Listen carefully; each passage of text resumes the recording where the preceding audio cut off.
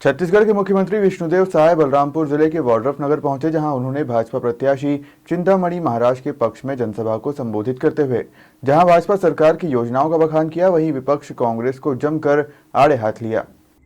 लोकसभा चुनाव के तीसरे चरण में होने वाले मतदान को लेकर छत्तीसगढ़ में चुनाव प्रचार अभियान अंतिम चरण में पहुंच गया है, जहां कांग्रेस भाजपा प्रत्याशियों के साथ दिग्गज नेता चुनावी रण में उतर आए हैं। शनिवार को मुख्यमंत्री विष्णुदेव साय सरगुजा संसदीय क्षेत्र के वाड्रफ नगर पहुंचे, जहां भाजपा कार्यकर्ताओं ने उनका भव्य स्वागत किया। मुख्यमंत्री ने चुनावी सभा को संबोधित करते हुए कहा कि कांग्रेस को छत्तीसगढ़ में 5 साल शासन करने का मौका मिला था, लेकिन उन्होंने 36 में से एक भी वादा नहीं निभाया। मुख्यमंत्री ने कांग्रेस के ईवीएम पर लगाए जा रहे आरोपों को लेकर पलटवार करते हुए कहा कि कांग्रेस लोकसभा चुनाव हार रही है और हार के लिए बहाने ढूंढ रही है। इस दौरान कैबिनेट मंत्री रामविचार नेताम, प्रत्याशी चिंतामणि महाराज समेत स्थानीय नेता मौजूद रहे। कांग्रेस कभी सरकार में बैठे हैं तो कहां से पैसा मिले? सुबह से उठे के बाद में सोते तक खाली पैसा पैसा पैसा, हाय पैसा, यही करी ना। कोयला में घोटाला करे, दारू के दुकान में 2 ठन केस काउंटर रहत रही थे।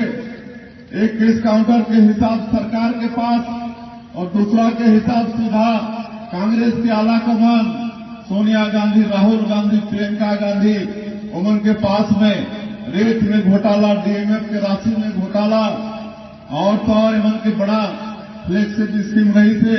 नरवा गरवा घुरवा बारी वहां के गोबर तक खा जी ने कांग्रेसिया में खाई ना। आज कितना नेतामन के ऊपर में, कांग्रेस के नेतामन के ऊपर में एफआईआर है। आज कितना जेल में चक्की पिसत है। तो लगातार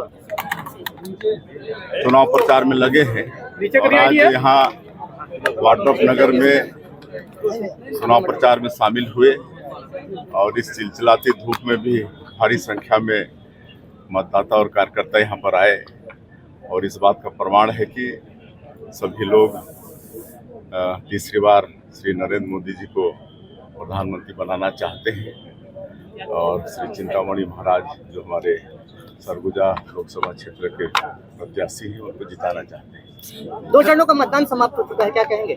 लगभग 75% ऊपर वोटिंग। देखिए 19 तारीख को पहला चरण का चुनाव संपन्न हुआ, जिसमें छत्तीसगढ़ का एक लोकसभा क्षेत्र था बस्तर, उसमें करीब 67% मतदान हुआ और कल दूसरे चरण में 3 लोकसभा का मतदान संपन्न हुआ है, आपका राजनांदगांव, कांकेर और महासमुंद का, और कल 74% से ऊपर मतदान हुआ है और भारतीय जनता पार्टी के पक्ष में बहुत अच्छा माहौल है। 4 सीट भारतीय जनता पार्टी जीत रही है और इस बार पूरी seat 11 seat Bharatiya Janata party जीतेगी। सर ईवीएम वीवीटी पर सुप्रीम कोर्ट से याचिका दायर की थी सर, वो भी याचिका खारिज सर आपके पक्ष में सर, क्या कहें? अभी तो कांग्रेस के लोगों के पास कोई मुद्दा है नहीं, देश की और छत्तीसगढ़ की जनता का विश्वास खो चुके हैं, तो कहीं ना कहीं तो इनको हार का ठिकरा फोड़ना पड़ेगा ना। जब ये लोग जीत जाते हैं तब तो ईवीएम इनके लिए अच्छा हो जाता है, लेकिन स्पष्ट हार इनको नजर आ रही है, इसलिए पहले से बहाना ढूंढ रहे हैं कि भाई हार का कोई ना कोई कारण तो उनको बताना पड़ेगा, तो इसलिए ईवीएम पर मतलब ब्लेम लगाते हैं। सर दीपक बैठ जी का एक बयान है, वो बोल रहे हैं कि नक्सल को कागजों पर केवल भगाया गया, 10 साल भाजपा की सरकार थी वो केवल कागजों पर भगाई है। अभी कांग्रेस के लोग ऐसे लोग हैं जो सर्जिकल स्ट्राइक और एयर स्ट्राइक पर भी प्रश्न चिन्ह खड़ा करते हैं। आज जो मजबूती के साथ हम लोग लड़ाई लड़ रहे हैं नक्सलवाद के साथ, और नक्सली अपना लिस्ट जारी कर रहे हैं मतलब मारे जाने वालों का, और उनको ये लोग शहीद कहते हैं, तो इससे और शर्म की बात और कुछ हो नहीं सकती।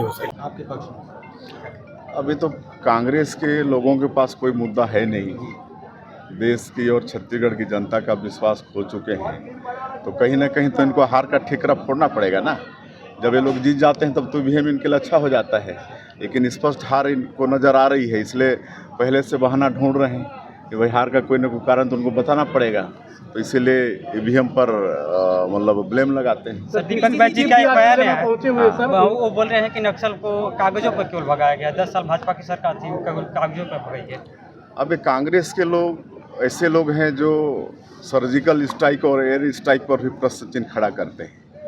आज जो मजबूती के साथ हम लोग लड़ाई लड़ रहे हैं नक्सलवाद के साथ, और नक्सली अपना लिस्ट जारी कर रहे हैं मतलब मारे जाने वालों का, और उनको ये लोग शहीद कहते हैं, तो इससे और शर्म की बात और कुछ हो नहीं सकती। कुसमी से जसीम खान की रिपोर्ट।